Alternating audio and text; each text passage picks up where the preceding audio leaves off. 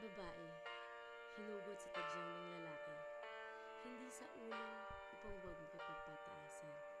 Hindi sa talampakan upang huwag apak-apakan. Sa pagitan ng bisig at puso upang mahalin at protektahan.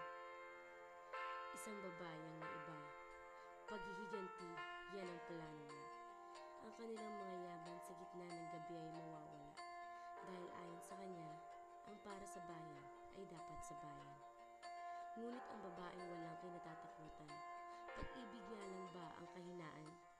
Ngayong 2013, ano nga ba ang gagawin mo kung ang taong pinakamamahal mo ay siya ring taong pinakakinamuhian mo?